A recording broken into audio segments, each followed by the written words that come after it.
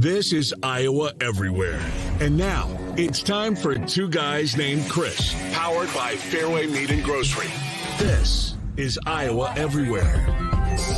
For the fans. What's going on, guys? Welcome to Two Guys Named Chris here on Thursday, the 29th of December. It is bowl season. Hawkeyes play Kentucky coming up in 2 days, but we also have college basketball getting going tonight. Iowa gets going with its second stint of Big Ten play, I guess is how we would call it, as they are at Nebraska. Iowa State will be taking on Baylor coming up on Saturday as well. We have a big sports weekend to get to. My name is Chris Williams, joined as always by Chris Hassel. Welcome to Iowa Everywhere. Gee, thanks for dressing up there, Chris. You got my green. Oh, wave. You got it's Tulane. Yeah, I'm festive, man. My green wave playing in the Cotton Bowl. Yeah, I was gonna say it looks like you're wearing like one of your mom's sweatshirts, but I saw you got some roll wave. I saw you got some wave socks. I do. I'm actually a little disappointed. I was gonna go festive no matter what. Barstool is selling a Catholics versus Cox T-shirt. What? For Notre Dame versus South They stole Carolina. that from you? Yeah, apparently. Yeah. But I bought one, and I was going to wear it on the show today, and it's not here in time. So oh, damn. We settled with the roll wave. Must be on that Southwest Airlines flight. Yeah, it's not here. So big day coming up tomorrow is the Cox will take on the Catholics. Cox versus Catholics. Mom is just salivating, waiting for this game to get going. Let's pour her a stiff one for that. She's been drooling for weeks. Thank our sponsor, Fairway Meat and Grocery. There's no better place to go. Or do you do a big spread like on New Year's Day? Because I always do that. I like to cook a bunch of food. Get the little smokies going, get some nice Fairway meat. I'm going to be in Southwest Iowa, though, so I don't know what Mom and Dad have set up for us. But we do have a Fairway in Clarinda, and I will be checking it out when I get there. I do not do. I think you know me well enough by now. I don't do spreads. Like I don't cook. I don't do any of that stuff. So if there's a spread, my wife is making it. But no, I think usually for New Year's, if I'm not working, we'll just bop around on bikes, different bars in town. You ride your bike? It's nice when you live in South Florida there, Chris. We're right down from the main strip here. We're right by the beach. Yeah, we bike around and enjoy the nice weather. Although I hear you guys are enjoying some nice weather.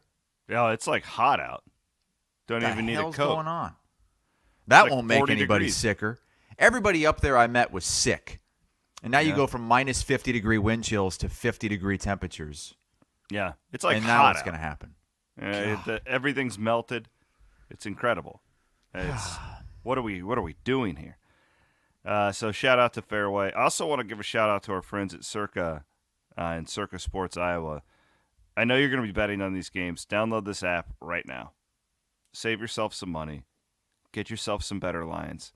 I literally just did this. I just put a bet in. This is why I was almost late to the show, because I was rushing to get a bet in on Clemson over Tennessee, and I saw a line that Circa had that was better, and I jumped on it, and I'm giving you actual, this is real. So check them out today. Download that Circa Sports Iowa app. We would appreciate that. All right, I guess we'll start with Iowa and quarterback Sam Laporta as they are prepping for the Music City Bowl. I have a lot of thoughts on this, but I don't feel like I'm confident on anything. Hassel, you're the Iowa fan. How do you feel leading into this one? Honestly, I don't know. Yesterday was the first I had really thought about the game, other than Joey Labus playing quarterback or starting at quarterback, at least we think. And then we see the tweets from the group of Iowa reporters at the practice with video. I think it was Scott Docterman maybe that tweeted that video out of Sam Laporta taking snaps and running, zone reads. I I think it's all just a joke. I don't think they're actually considering putting Sam Laporta in at quarterback. Maybe I'm wrong. Maybe Kirk Ferentz he's got the Christmas hat on and he's going to have some fun out here in the bowl game. You got an inexperienced quarterback. Maybe then that's the time to pull out some wrinkles. But if you're going to do that, are you really going to do it while the media is present? Yeah, I thought that was weird too, but so that kind of plays into my – are you done? I don't want to step on your opinion here. I'm done for now. Okay. Is that kind of I'd like to hear your opinion too. I just – we know how secretive Iowa is about their practices. Yeah. You go back to the state baseball tournament in Iowa, the high school state baseball tournament. Some of the games were held in Iowa City where the Iowa Hawkeyes play baseball. And there were announcements over the loudspeaker. Ladies and gentlemen, don't you dare turn to your left and take a peek at the Iowa football practice. If you do, you will be kicked out of the stadium. Do not, I repeat, do not watch the Iowa football practice. So they are very strict about that kind of stuff. They know that the media is going to be at some of these bowl practices for a window of time. Are they really going to show what they're going to be doing in the game to the media? Do you really think any of that, where the media is present, is something that we're going to see in the game? Part of me thinks that they just don't care at this point. You really? About this game? Kirk Ferentz cares. Part of you know how these coaches are with these bowl games. I'm sure there's something big. He probably gets like a $500,000 bonus for a bowl win. That's true. Okay, I'll give you that. That's not nothing. I'll give you that. The offensive coordinator is on record essentially telling us that this quarterback sucks. Well, yeah, but that was during the season when he was trying to tell us to look the other way. I guess my whole point, we're sticking with Petrus and Padilla. You're right about. Of course, he wants to win, and it was funny. I saw Sam Pittman, I think it was the Arkansas coach last night, with that 6-6 win over a 6-6 Kansas team, which was a phenomenal game, by the way. He got like a $500,000 bonus, and then it kicked in like a contract extension or something like that. Like, it's another reason why these bowl games are never going away, regardless of what people think about them. Dirks.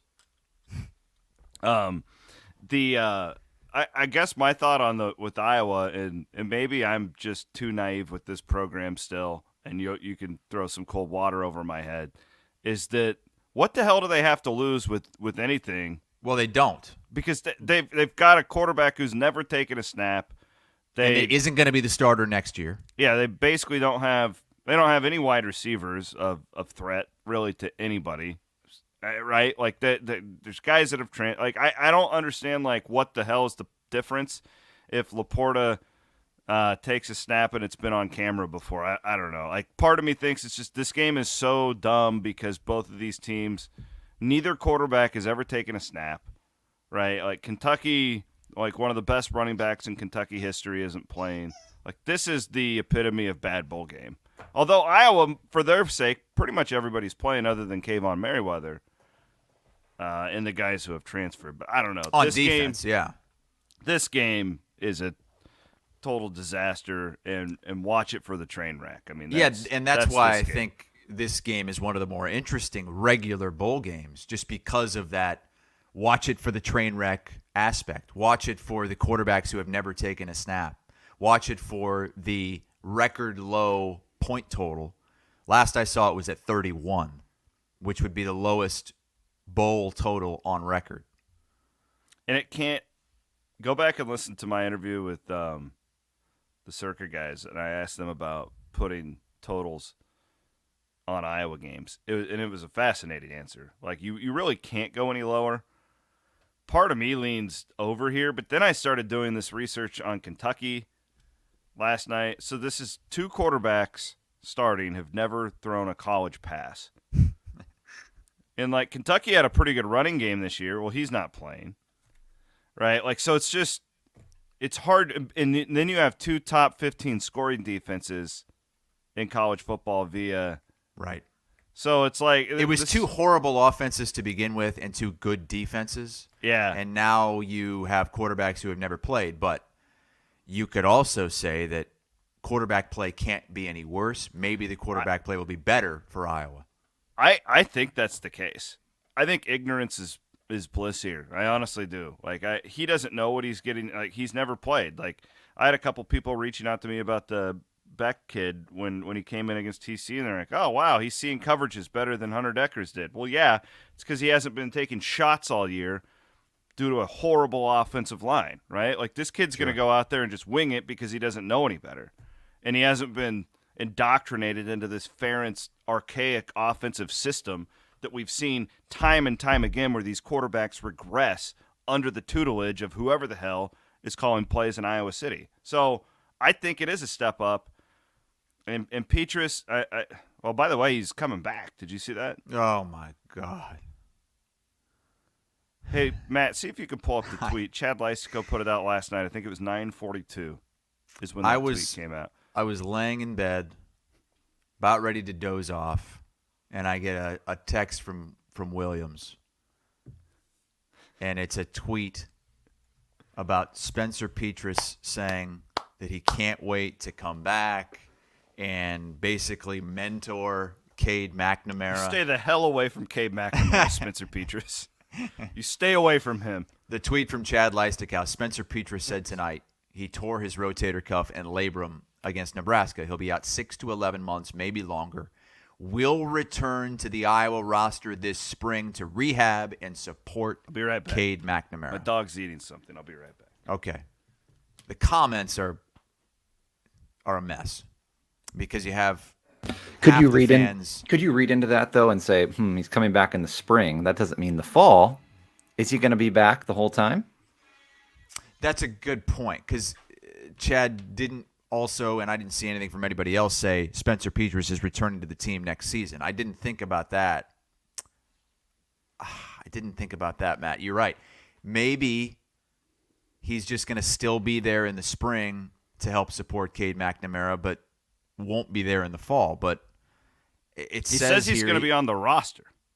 Will be on Iowa, but well, yeah, I guess you wouldn't be on the roster if you are done playing, right? I mean, the spring basically is the start of next season. Correct. That's how. But there was also but there was no report that says Spencer Petrus is coming back. Maybe that's coming.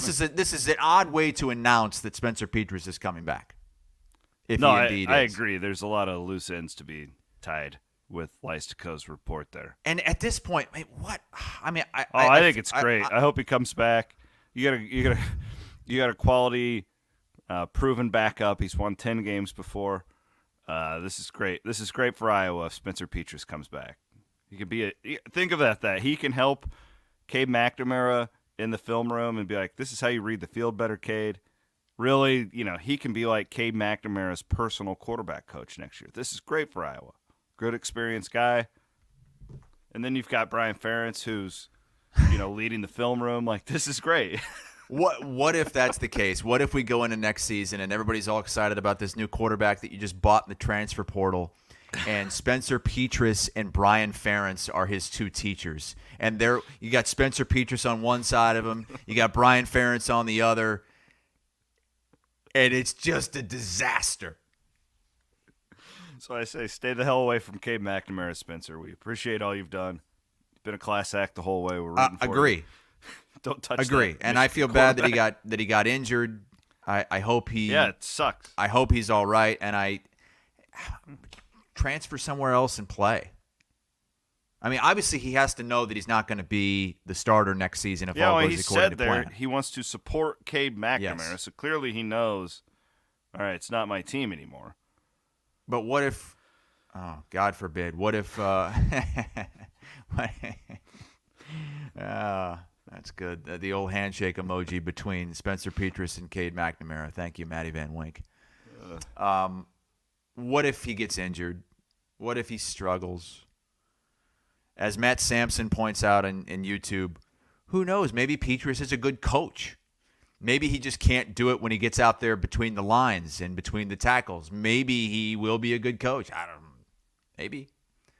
But at this point, I just feel like same with the Padilla situation. I just feel like everybody needs a fresh start in that situation. If whether Spencer it's Petrus, Padilla, or Brian Ferentz. Yeah, let's start fresh. If he's a good coach, and he very well could be, he seems like he would be a good coach based off of everything I've seen from the kid. Now is not the time to have him teaching in the Iowa quarterback room. This is not the time. Because that is going to be a subplot all season, all off season, and then all season long. If McNamara starts struggling, damn it, what the hell is Petrus telling him? Get Petrus and Brian Ferentz out of his ear. That's what I'm saying. You can hear it now. This is not the time. Get him the hell away from that room. I'm telling you. The fans they're boiling over all. This started last year. You won 10 games and people were mad. This could be the first instance where normally you start these collectives and you raise money to pay players to come. There would be people out there giving to the Swarm Collective to pay Spencer Petrus to leave the program.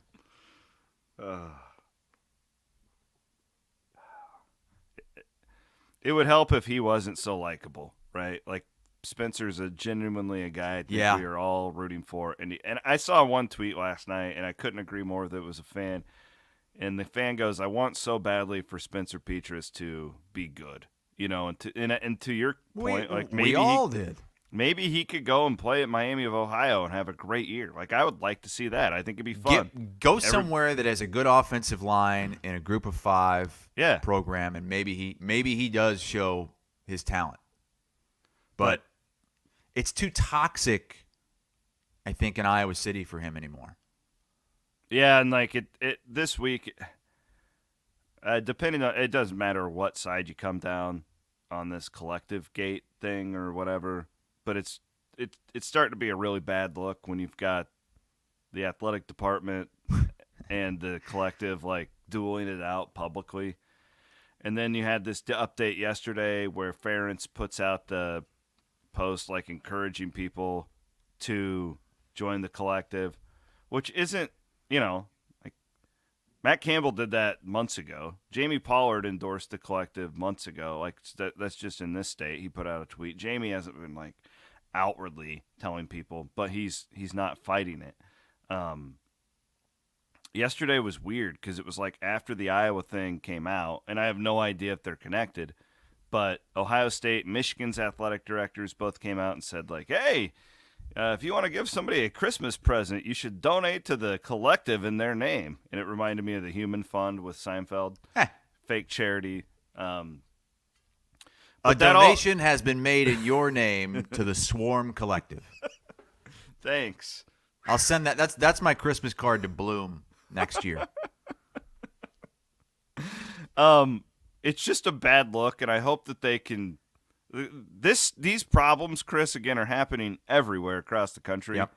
Iowa's the only place where they're dueling it out in public, and it just is a bad look. They need to knock it off. And I think what's going on at Iowa is going on at most places. I really don't think that most athletic departments are sharing donor and season ticket holder contact information. But for whatever reason, the Swarm Collective wanted to make that public and make it seem like they were being stonewalled. And honestly, it might not have been that dumb to do, because they've gotten a lot more. They've gotten their word out a lot more. They've gotten their name out there. They're in the news more. People know more about them because of what Brad Heinrichs came out and said. Oh, I agree. This man is not stupid. This Heinrichs. No. He knew what he was doing here. What I'm saying is it is unfortunate that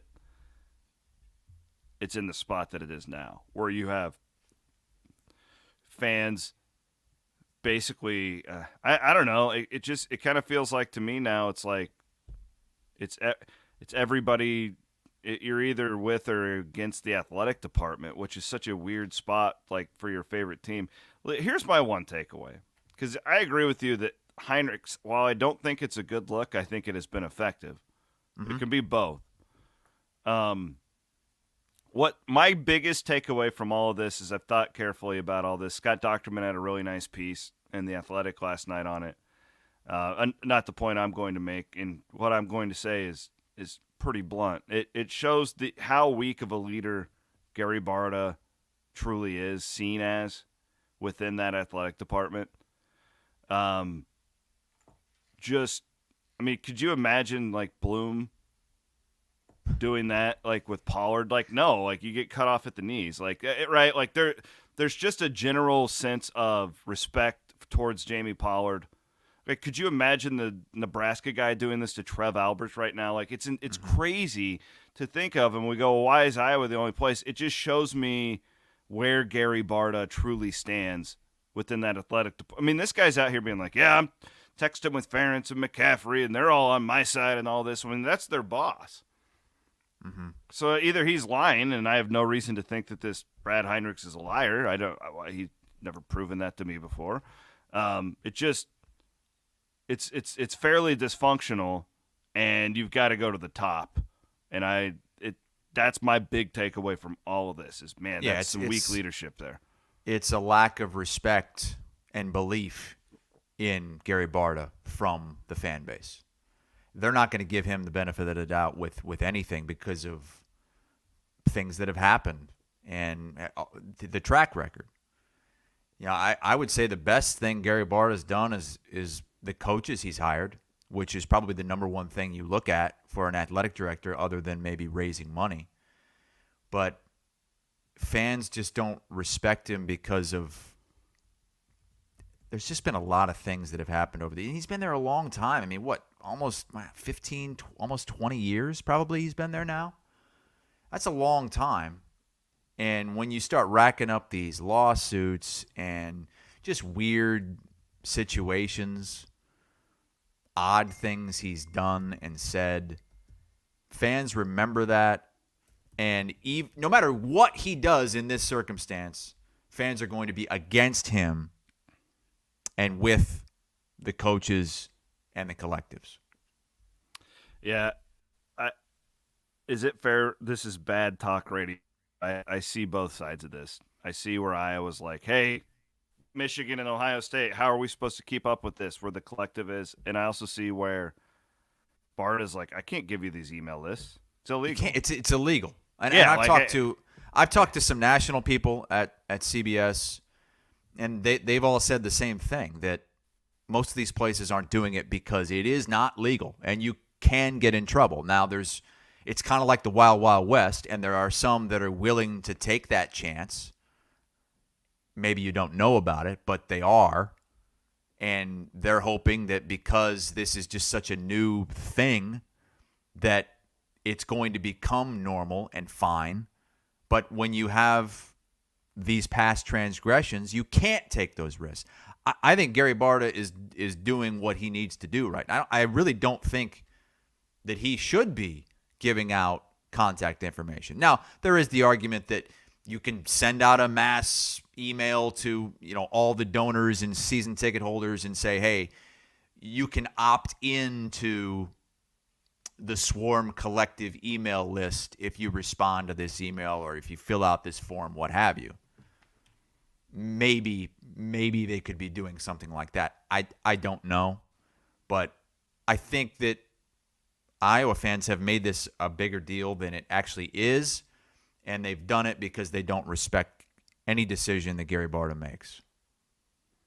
All right, to the game, real quick, let's give some predictions here. I pulled up my Circa Iowa sports app. The over-under is 30.5, so we've dropped, actually. Iowa is currently insane. Iowa is a 1-point favorite.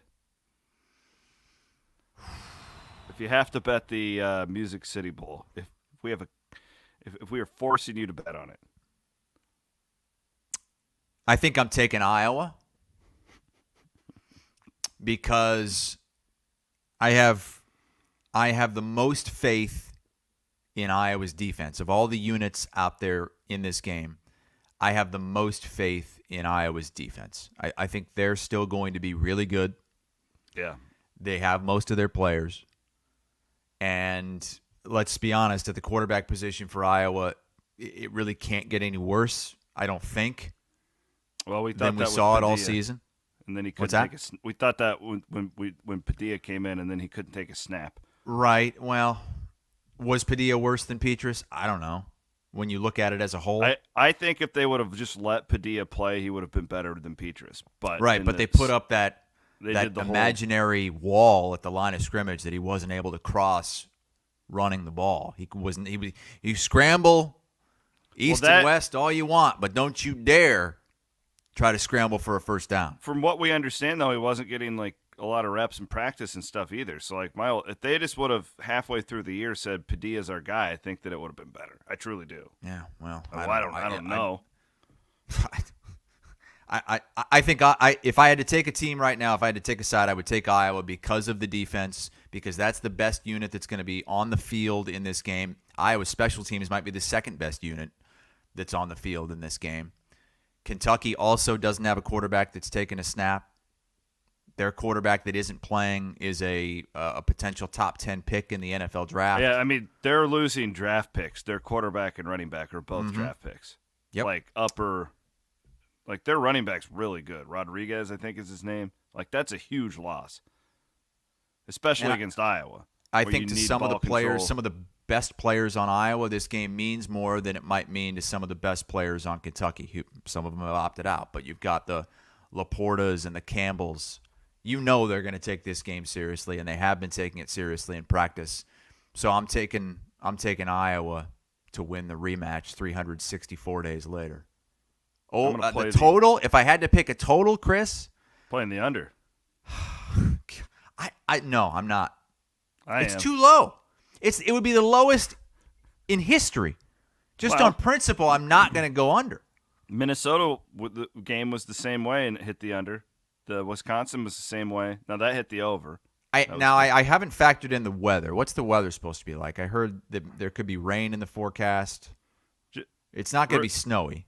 Real quick, I just pulled up my Action Network app because I wanted to see where the money is. Mm-hmm. And 70% of the money is on the over. And 76% of the money is on Iowa on the other side. So that's a plus 17% and a plus 19%. So, and that's where I'm at on both of them. The smart play, I just don't know how many pros are actually betting on this game. Like, it seems stupid for me. Like, if you're a professional gambler and you have this bankroll, why the hell would you bet on this game? So, like, I don't know how much but that's where the numbers are. 76% of the money's on the other side. On the total, yeah, it's right around the same. So the sharp money is on the over and Iowa. I feel a lot better about Iowa than I do the over. I'll say that. I would put more on Iowa than the over. I do think Iowa's going to win the game. Weirdest bowl game I've ever, I don't know if you say we're covering it, but I'm paying close attention to it with any of our teams. Never seen anything like this. And it's going to keep, there's going to be more like this.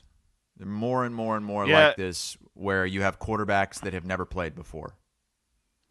So as we get into just going to touch on all these big bowl games coming up this weekend. You said last night on our rundown that you've never watched fewer bowl games. No. I'm with you. Like, I get it. I will say that you've missed out if you like college football. They've been really good games. Like, I've been really and I have a different deal than you. Like, when you go to work, you're at a studio, you're running around, you have shows, you're live. Like, I'm sitting here in my den working, right? So I have like a game on, and I got the Central Florida Duke game on, right? Like it.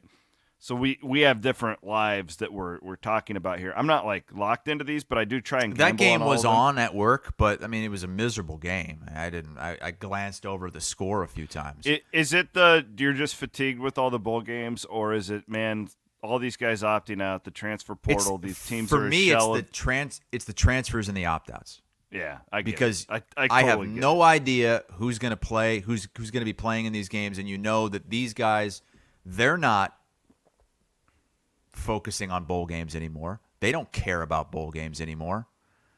So I just don't have an interest because it's not the real teams that we saw throughout the regular season. It is becoming more and more and more of an exhibition. It's just a TV event. And the only way that I can get interested in a game if Iowa or Iowa State aren't playing in it is if I somehow have some kind of skin in the game. Like I would have to put down a bunch of money on the game or something, have some kind of side bet going, or know one of the coaches personally. I've never been like that. I've always, you know me, college football is my favorite sport. Yeah, I will watch any regular season game. But regular season games matter. Bowl games, the regular bowl games don't really matter anymore to, I would say, 80% of the programs playing in them. Now, you had a game last night where Kansas, that was a big game for Kansas. Yeah. It had been a long time since they were able to play in a bowl game. And they get to play an SEC school. And that was a really fun game until they got to the dumb 2-point conversions in the third overtime, which is a horrible rule. Awful. I didn't even realize that was a thing. Yeah. Well, remember the Penn State-Illinois game last year? Yeah. It went like 10 overtimes because they just kept the 2-point conversion. That's terrible. It is. And somebody compared it to like in soccer when you just go to a penalty kicks. Like, that's not the real game. No.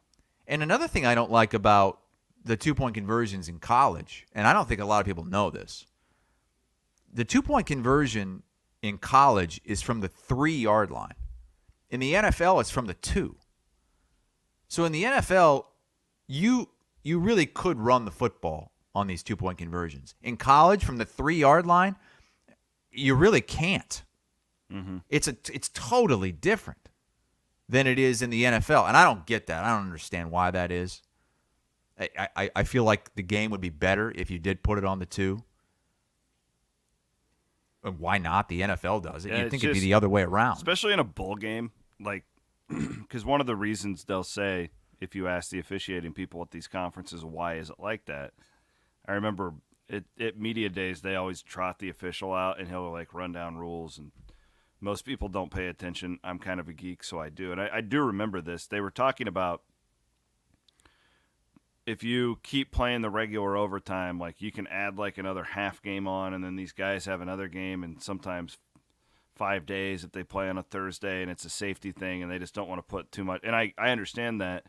But it's the last game of the year. It's supposed to be this big, prestigious, like the Holiday Bowl last night. Very well could have come down to this. Now, Oregon, that was a freaking crazy game, too. Did you see that? The guy, they tie the game up with 19 seconds to go. Well, nice what time was this comeback. at? What time was this at? This was late, so this would have been 11 o'clock. I don't know. 11 Central. Yeah. And they tie it up. And it was a nice comeback for them to do it. And then all they have to do is make the PAT to win. And the dude clanks it, nails the upright. And you can hear it on camera. Bong! It's so, and it bounced in. So they ended up winning the game. But it was crazy. But these games, why? There's no other game to get to next week. Just do a regular overtime until somebody wins. I don't know. Well, they would still argue that it's a safety issue, and you're putting more and more players in harm's way when you add all these extra plays, which I don't like that. I mean, we basically eliminated the kick return. I mean, that's like a thing of the past now. I would say 80% of the time there is no kick return.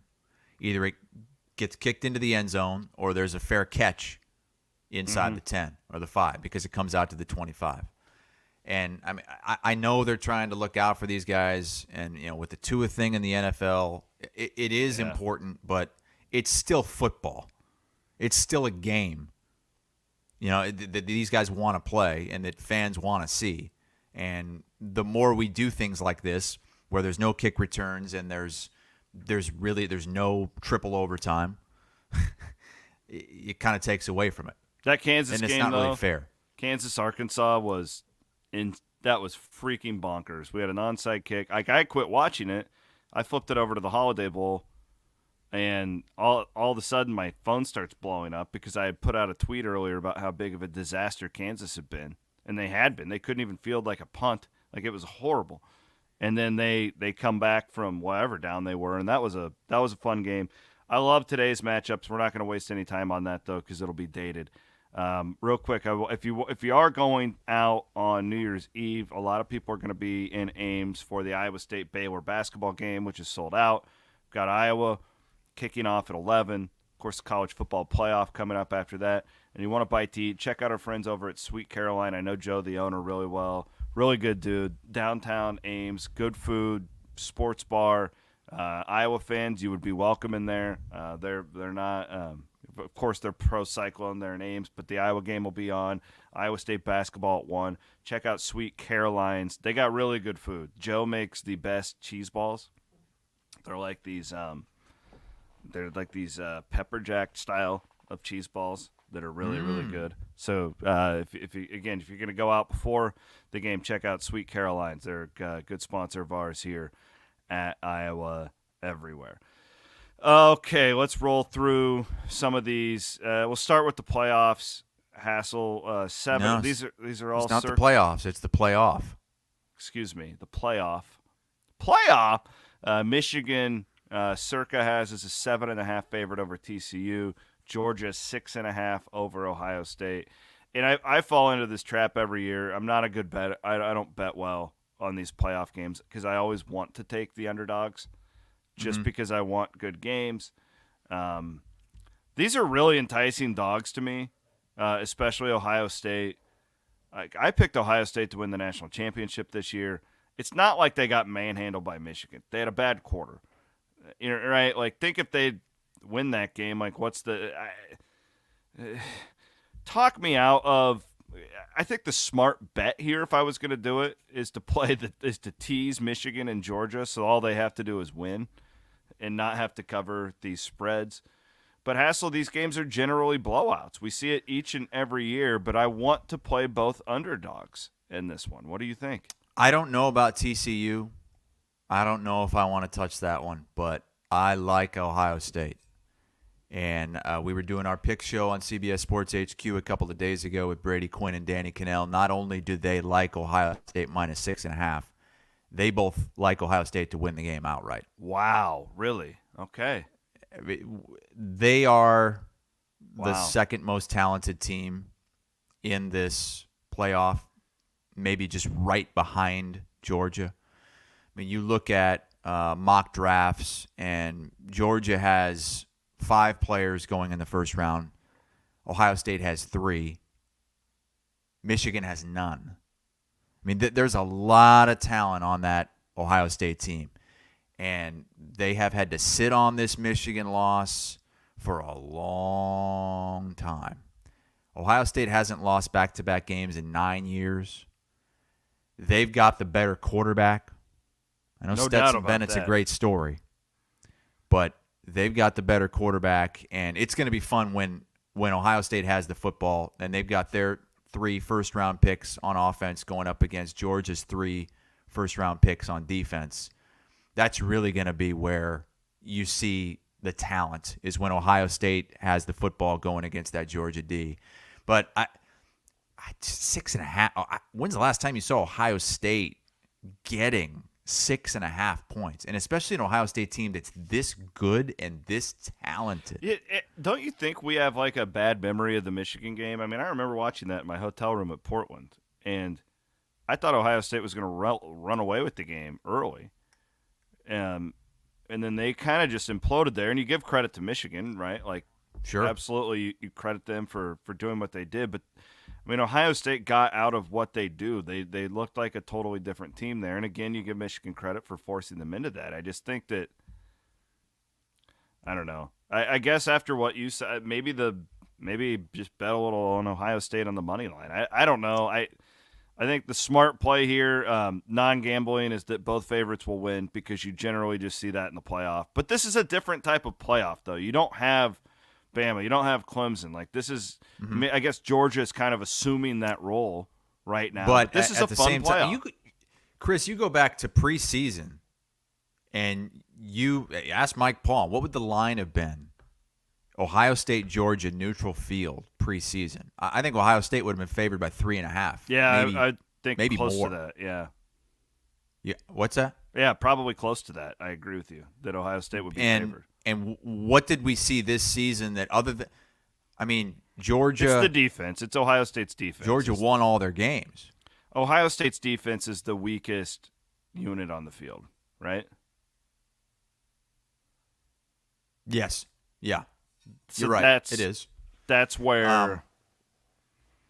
But then it's like their quarterback, I think, makes up for it over Georgia's quarterback, which seems crazy because Stetson Bennett's a Heisman finalist, for crying out loud. But we all know he's not in the same category.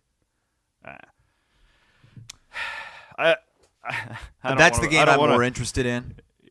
See, not me, the Big 12 homer and me. I want to see Big 10, Big 12. I love Max Duggan. The football fan of me wants Georgia, Ohio State. The sports fan of me is just rooting like hell for Max Duggan because Iowa kid, all those connections. They are the Vikings. I'm telling you, like, they are the Minnesota Vikings. If you followed TCU all year, they, power rating wise, they're like, for the longest time, they're like in the teens as far as how the power ratings like this team. Vikings are the same way. TCU constantly has these like last minute game winning drives out of nowhere. Saw it against Baylor late in the year. Fell short. Look at Van Wink. State. He's got the TCU Michigan matchup pulled up on our YouTube page. What Van Wink? Are you in like Denver or something? It gives the Mountain Time kickoff for this game, 2 p.m. Mountain Time. I don't know. I just found it on Google. Blame the internet. It might be viewers worldwide. My guess is it's Fiesta Bowl, so that's the local time. Yeah, that's probably local time. Yeah, is 2 o'clock because I think Phoenix is in Mountain. We're catering time to our listeners and viewers in the Mountain Time Zone. It's okay. Thank you, Williams. Matt. Your internet's still absolute garbage. I keep talking over you because I can't. Your lips aren't matching up with your voice on the video. All right, I'm done. I am so over it. I am so over it. How many times do you have to call MediaCom before you get a freaking FC22 MediaCom connections? I have been Iowa State basketball. I have been on the phone with those people so much over the last 2 weeks, and they keep assuring me that it's going to get fixed. I think it's you today, Hassel. I don't think Williams has been bad. What? You're the one cutting out. Are you kidding me? Suck on that, Hassel.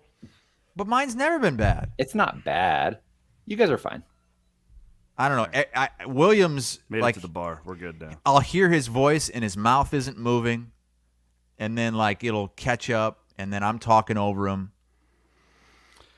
All right, maybe it is me. I don't know. Sorry. Bama, Kansas State is a fascinating game because it is. You're right. I like this one. Now I tell you, I can't get into those other bowl games. I love the playoff, obviously, and a game like this I can get into because it's Alabama missing the playoff for just the second time ever, and it's Kansas State in one of its biggest games in program history. Yeah, and I mean, it makes it the other wrinkle is that all these Bama guys are playing. Like we thought when this game came out that there's no way Bryce Young and Will Anderson would be in the lineup. They are. But you're right. Like this is, I mean, I was reading headlines out of Kansas State the other day. Like they're calling it the biggest game in program history if they could beat Alabama here. And then Bama, it's like listen, I hate going back and being like, well, remember when they lost to Utah like 15 years ago in the play, like in the Sugar Bowl or whatever it was. Like that's has nothing to do with this game. But right. I think what it does have to do with is it's the reality of when these teams are not. Bama was one of the biggest favorites in history to win the national championship before the season. Mm-hmm. So this, no matter what they do, they could win this game by 40, and it's a disappointment. Where Kansas State has all the emotional edge here. That their best players are playing. Yeah, old school. I like it. Alabama is much better than Kansas State. Like, they are. It's that emotional thing that comes into it. I don't know. I bet Kansas State really early on in the process here. I kind of regret it now that I know all these Bama guys are playing. I do feel like, that why would Bryce Young? I love Bryce Young for what it's worth. I think he's a great dude. I really am a huge fan of. Why would he play in this game if he really didn't care? Mm-hmm. There is precedent, though, with Alabama. You mentioned a game from a long time ago, the Utah game. How long ago was that? 15 years? Yeah. So they've only missed the playoff one other time, and it was 3 years ago. And they won their regular bowl game, and they covered. So some of the players from that team are on this team, and that's not too long ago. So there is precedent for this, and Alabama showed up and showed out just a few years ago. Yeah. So keep that in mind. Are you playing with those poker chips again? And I have the Hitler mustache. I just know that. I can't broadcast from here. All right, I'm putting the chip down. My team, my Green Wave from Tulane, the Cotton Bowl Classic. I'm gonna pick Tulane in this one for the same reasons I gave with Kansas State. Although we don't really know about Caleb Williams. Like, we're told he's gonna play. If you read a lot of stuff around USC, it seems like there's a decent chance that this is Lincoln Riley just kind of screwing with everybody and that he won't actually play. This one to me, like, of course USC's better than Tulane. But again, this is Tulane's biggest, no question, the biggest game in school history. And USC's defense sucks. Like, that is an undisputed fact that their defense sucks. And if, 3 or 4 guys are out on their offense and they don't really want to be there, I like to. These American-type teams, Hassel, always show out in these games. They always do, and that's why I kind of blindly just pick them. They always, if it's UCF, if there's just every example we have of this ever happening, they play well. So I'll pick Tulane to upset USC. Outright? Yeah. What's the line? 1. It's basically a pick 'em. Jeez, that might tell you something. Right there. Absolutely it does. Because USC should be a touchdown favorite at least in this game. I can't stop looking at the Hitler mustache. Yeah, I'm sorry. It's just Apparently it was my internet, too, according to the comment section. So I'm sorry I made you move. And now I have the Hitler mustache. Sorry I put that unwarranted heat on Mediacom. MC22. Mediacom Connections. How are you going to handle watching all these games on Saturday between the Iowa football game, Iowa State basketball game, and the playoff game? I have a bad situation. It's not a bad situation, so I'm going back home for our family Christmas, which it sucks because I can't go to Hilton. I really want to be in Hilton, but it is what it is. I gotta get back. It's the only time I get back to see my family. My dad is as big a nut as I am, so I'm putting all my faith that my dad will have this figured out. In what way? Like how? Multiple TVs, have my mom in check. Hey, we're not opening gifts at this time because the game's on. Back off. Like, what day are the Cox playing? The Cox aren't playing. Cox that day, play Friday, so okay. I am contemplating getting down to Clarinda early. My wife has to work. There's all this stuff going on, but like I'd like to be sitting next to my mom and watch our Cox. But I don't know if I'm going to be able to get down there. I'm probably going to have to do that one on my own. But yeah, I mean, Iowa State basketball will take the full attention for me during that game, for sure, no doubt about that. But I'm kind of hoping that the Iowa Bowl game is going to be so boring that you really don't have to watch anything other than the last quarter, like, closely. That's kind of what I'm banking on. And then the playoffs, you're just locked into that. But that's kind of my game plan. I'm sure I'm going to be able to watch multiple games at once. But Iowa State Baylor basketball, it's that time of year for me, man. Like, we sell out, top 10 team, depending on 12, I guess, is where Baylor's ranked. Like, I'm ready for that 1 o'clock ESPNU What about you? Do you just sit there by yourself and watch games all day? Well, it's a little bit more difficult than it normally would be because it's my wife's birthday weekend. It's her birthday today. Oh, happy birthday, Chris. And she's one of those people that like claims the entire week of her birthday. Oh, one of those people. Yeah. So I can take some things for myself, but like tonight, for instance, great game. There's tonight. no way she's letting me watch the Iowa basketball game tonight. Really? I think that would be too much for her.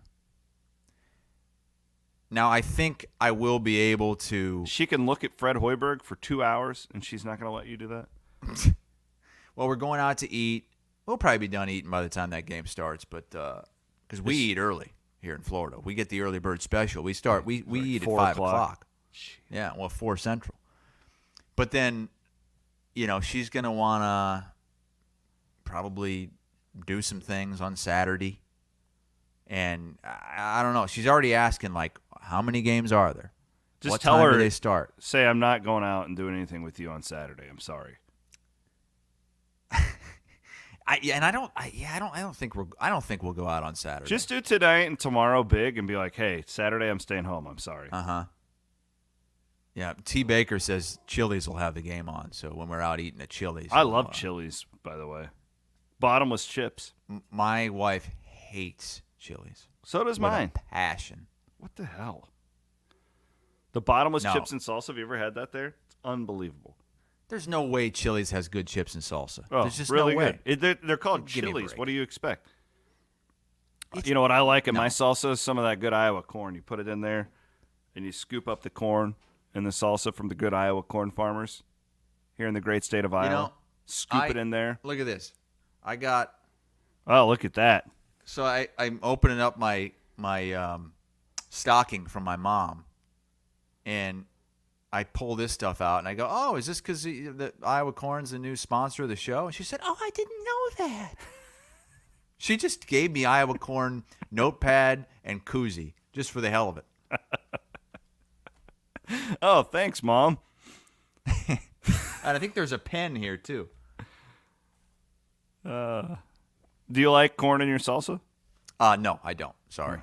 I like sweet corn, love sweet corn. By the way, what was this? Speaking of corn, Fails went on a rampage against Taco Pizza. Did I hear something about this? Yeah. There's. So I don't know how my dog opened up the door, but she's in here now. Ghost. Yeah, Fails. So he was talking about. Do you guys have Happy Joe's in Des Moines? We do in Ames. Used to get it in college all the time. So Happy Joe's is a Quad Cities play. That's where it started in Davenport. And he was talking about as a kid, all these memories growing up, going to Happy Joe's for his birthday. And so I said, wow, I didn't know you had Happy Joe's in St. Louis. He said, oh, yeah, it's great. I said, yeah, I know. I love the Happy Joe's taco pizza. And he goes, taco pizza? They don't have that shit down in St. Louis. That's garbage. Oh, wow. I said, what? You don't like taco pizza? He said, no, it's trash. Like, why would you want a taco pizza? It's basically like, would you want a taco hamburger? I said, it's not no, it's great. It's a really unique thing that you really only get in Iowa. Really? Like you can't get taco pizza in Florida? No. Really? No, you can't. Now, there might be some places scattered around that every now and then they'll have some crazy other pizzas, and taco pizza might be part of it. But taco pizza is unique to, I believe, the Midwest. I'll be damned. I didn't know that. Taco pizza is great. Too much lettuce. I'll take the taco pizza without the lettuce and the tomatoes. I don't want those.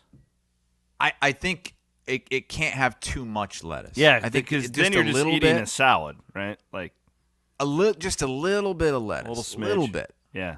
But yeah, you don't want a bunch because then the lettuce gets hot. Not a big fan of hot lettuce. Smushy and gross. But I think that's one of those things that you can only have. I would only have it once a year, maybe twice. it's not like a pizza that you're going to order, on a random Friday night. It's a specialty. And Fales, I thought he was a food connoisseur. I thought Apparently he was not. an open-minded guy. We used to go to restaurants when I lived in Des Moines, and he'd order the duck. He'd order the rabbit. He'd order the That's catfish. disgusting. Oh, it's horrible. Duck's too gamey. I'm not a big duck guy. Oh, yeah, it's brutal. It's Feels brutal. like you're just eating it right off the prairie. He used to give me so much crap because I would always order the beef anywhere we went.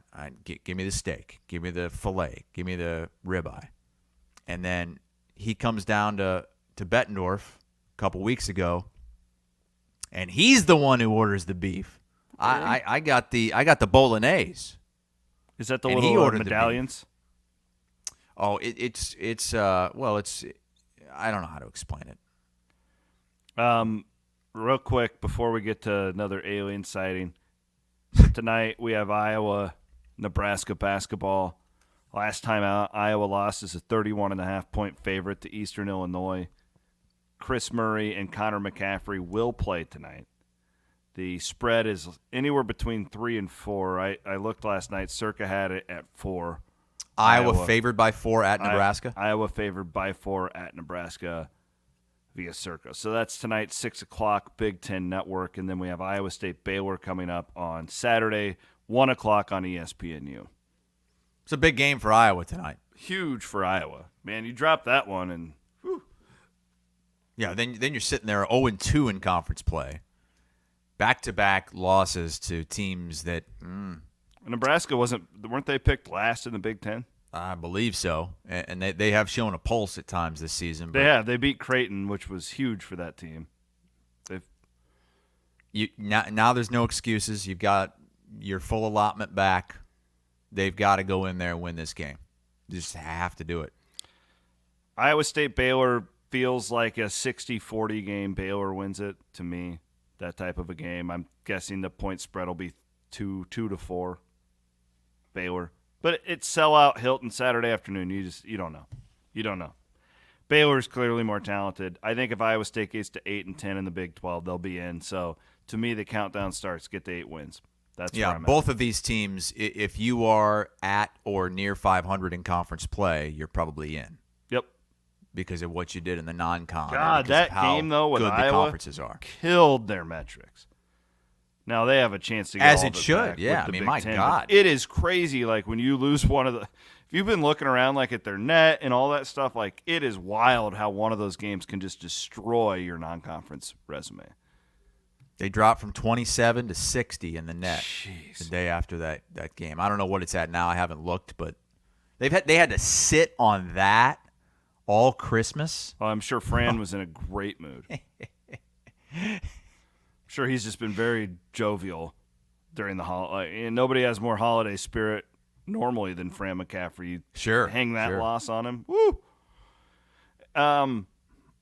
You sent me this, so I'm telling you, like, there's just a lot of momentum right now with beings from another planet potentially being here. Now, you sent me these. Look at all this stuff going on in Wisconsin. So this is from last week.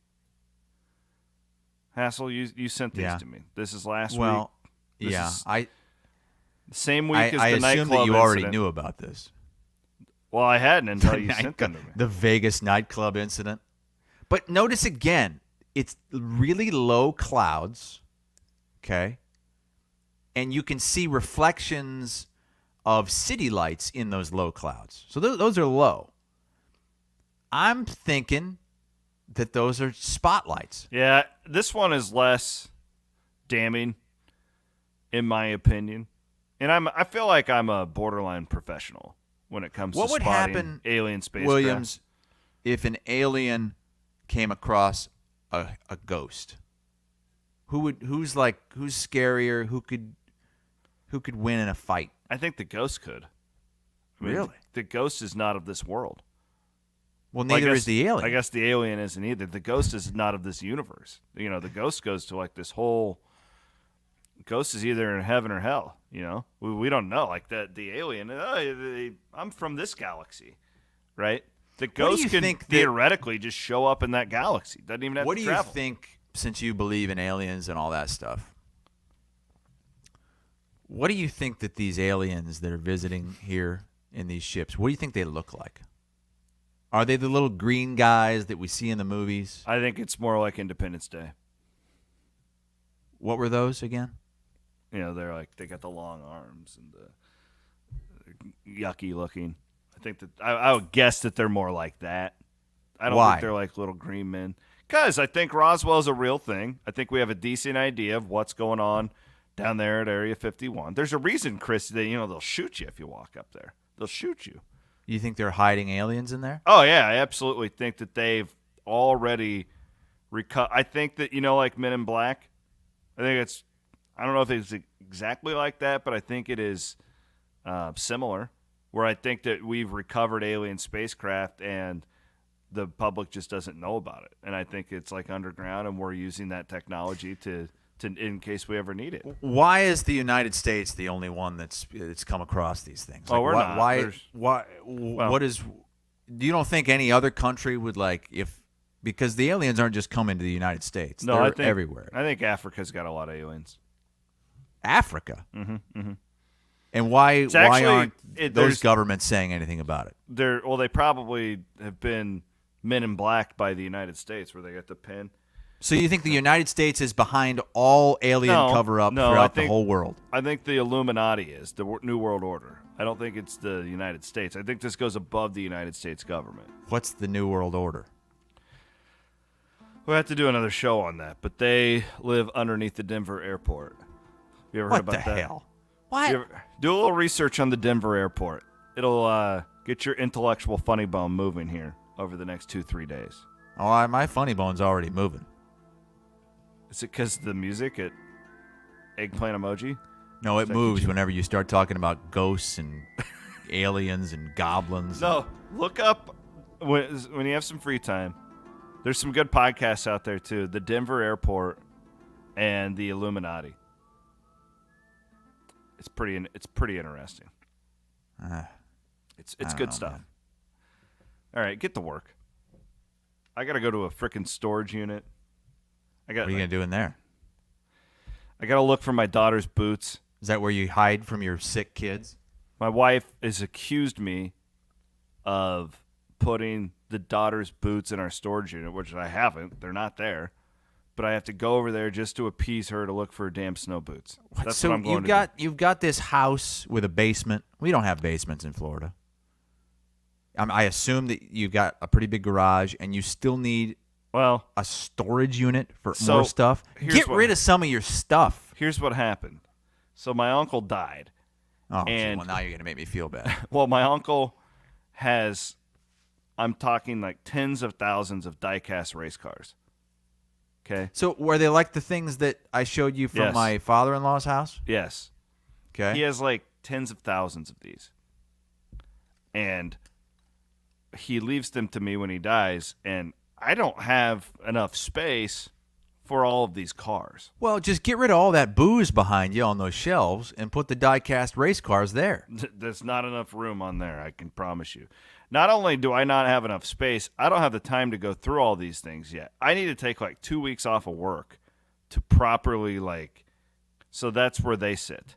I'm in a bit of a pinch here. My uncle didn't have kids. His race cars and his Iowa, you would love it. I'll give you some of the Iowa stuff, these old Iowa Hayden Fry. I've got a whole whiskey rocks glass collection from the 1985 Rose Bowl. Huh, you would love it. Yeah, it's really really cool stuff. But I don't have anywhere to put it. Kids take up a lot of space, so I got a cheap little storage unit in Ankeny that I could keep this stuff in. Yeah, it's that's some of my race cars right there. Yeah. Yeah, Matt's got the picture up from. Yeah. Yeah, that looks a lot like the stuff. That's Uncle Dick. Yeah, Uncle Dick. Yep. So is that your mom's brother? My dad's brother. Your dad's brother, okay. But at some point, I'm probably going to auction off or sell some of this Iowa stuff because he was the biggest Hawkeye fan. He has so much Iowa crap but it's not crap to like some of this stuff's like really valuable. He has these old like antique like Iowa like cars. It's like, oh, this is a Hawkeye Chevy Lumina. Oh, this is a Hawkeye Ford Mustang. And like they're really rare. I think they're actually worth something to like somebody who is into that type of thing. But I'm not going to display that garbage. Donate it to the Swarm Collective. Maybe they can give some of that to. No, because if something's wrong, that guy will blow me up on media. Like I don't want to get in that guy's way. All right. No, I'm just kidding. Good times. Should be a fun weekend of sports there, Christopher. I can't wait. We'll be back on Monday to talk about it all. All right. All right. Appreciate you guys. Have a great, what are we calling this? New Year. I always get lost between Christmas and New Year. And remember, the games.